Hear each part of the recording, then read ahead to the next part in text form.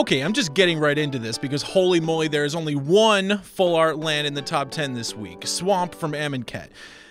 I realize that this is a really dumb thing to get excited about, but I'm going to tell you, I hate putting these stupid lands in the top 10 every week. That said, I have to include them, because without them, I'd have to call it the top 10 sellers that aren't non-full art lands or something dumb like that, and that doesn't really roll off the tongue. Next up is Shrine of Burning Rage. It fell a little far from last week's top 10, but that's to be expected. It's a strong piece of tech for the modern burn deck, but the price has been trending up since that build won a Grand Prix.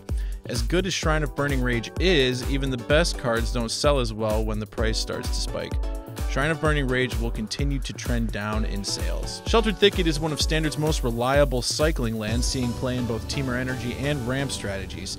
Standard is really fast in the moment thanks to that mono red deck, and most decks don't have the time or the extra mana lying around to make cycling lands work, but Temur and ramp do, making a land that cycles and produces red and green mana pretty clutch. Gifted Aetherborn featured in a Patrick Chapin Grixis deck that got a feature match at Grand Prix Denver. I doubt all the people buying Gifted Aetherborn saw that feature match, they're all just riding the wave of sales. A lot of hashtag MTG finance is just a series of lemmings and cliffs. Either hub, on the other hand, is going to be good as long as it's standard legal, because WotC may have overdone it on energy. The energy mechanic is really good.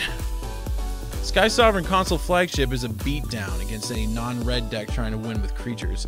It was the center of coverage discussions during Grand Prix Denver thanks to its presence in that Temur Energy deck that dominated the tournament, but I think the card is a lot less good now that it's such a known quality.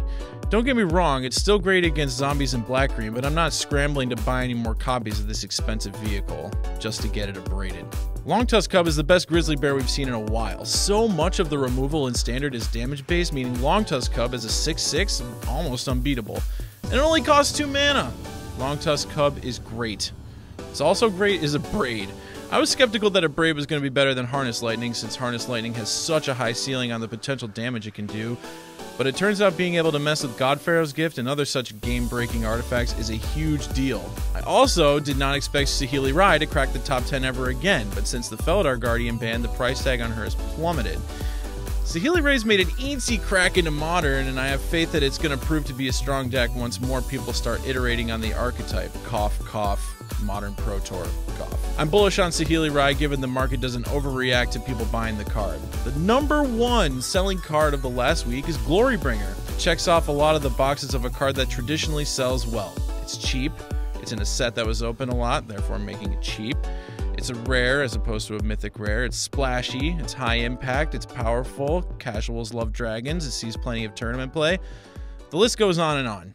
As Standard trends more mid-rangey, Glorybringer is going to find its way into more and more red decks, either in sideboards or main decks. There have been plenty of hasty 5-mana dragons, but Glorybringer is the first one that comes with straight-up creature removal attached. I think buying low on Glorybringer is smart.